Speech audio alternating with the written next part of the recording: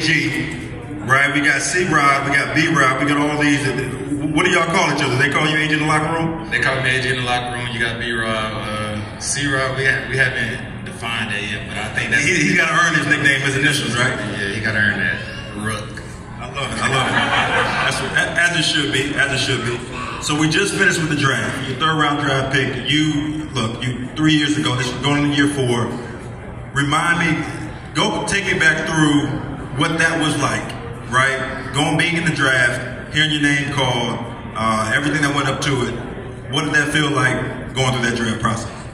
For me, I didn't have high hopes. I don't know if a lot of people know my college career, but literally like in half a season, I got put on the map. So I wasn't expecting to go in first, second, third. My agent told me you can go late round, so he didn't have any expectations in my head. So when I got drafted third, now that right there kind of shocked me. After that, the emotions just started running. I really didn't know how to explain it, but I had my family there, the ones who supported me and got me there. That was a blessing. They was patient with me. They never made me feel like rushed or like I was doing something wrong, even when I was. They took their time with me my rookie year. I was able to develop. I learned a lot. God knows, how many things y'all didn't see that I was doing wrong, but they never treated me like, like I was just doing everything wrong. So they let me develop, and I appreciate them for that. But I got the hang of it. I still had a decent year. I just keep building every year. Who was that person that you leaned on? And for me, coming into Arizona, I got a chance to play behind Edgerrin James, a future Hall of Famer, and he was one of the ones that the first conversation was, "Hey, rookie, take my helmet." But then it was also making sure that I understood how to study, what to do. Did you have anybody on the team who really kind of took you under your wing or across the league to look out for you? Not just one person necessarily. I actually got blessed to play with it, or be in the room with a lot of great backs. Of course, I had Adrian Peterson, I had Darius Geis, I had Bryce Love, to Peyton Barber.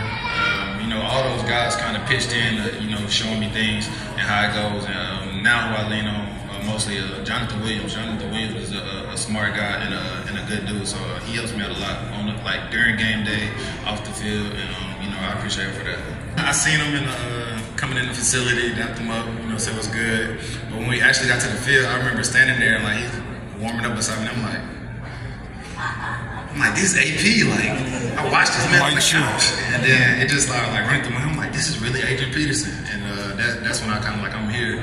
But at the same time, just watching him how he went about his day, to practicing, to getting ready. He was later in his career, so watching how he prepared to get ready for practice and things like that. And that was one of the biggest things he told me, take care of your body. You saying? You can't do nothing without your body. And I keep that with me. So I feel like that was something that wasn't me. Everybody started tagging me as he fumbles the ball, and I didn't appreciate that. But it is something that need to be corrected. In the league you can't drop the ball. That's rule number 1. So I did work on it. We worked on it every day in practice. Worked on it in the off season. And it was simple things, but coming from a receiver, when you catch the ball in the open field, you're running loose. You always in the open field after the catch. So running between the tackles, it might not affect them in my first year, but second year they started exploding, and that's what you're seeing there. So I had to make a few adjustments, and I made them. And last year I made sure I wasn't going to be labeled as that. Offense, what can you tell us a little bit about what you've experienced in your first few weeks with him? He is no joke. But y'all can be excited. When I tell you we put in work and we got some things I'm excited about. I don't think I've ever been excited about looking at a playbook, but I'm pretty excited at what he got going. And, and just how he coaches. He expects the best out of us, and if we mess up, even from week 1, day 1, he was on us because he expects better from us. So, and that's what we needed. So I'm excited. I should definitely be excited. Yes, sir. That's awesome. How do you see? Give it up for that. EB. How do you see? How has things changed other than you talk? You said he's no joke, and I'm asking for a friend. Just saying. I know there's some people out here who want to know what exactly does no joke mean. Is that practice tempo? Is that holding guys accountable? Everything. Play calling? What does that no joke look like? I mean, from everything to play calling to holding us accountable, everything you just said. I remember, for instance, we were jogging off the field, and I mean they were jogging, but he He's like, I want you full speed off the field. Told him to go back. It reminded me of college. I swear to God, I thought he was going to tell us to line up and run.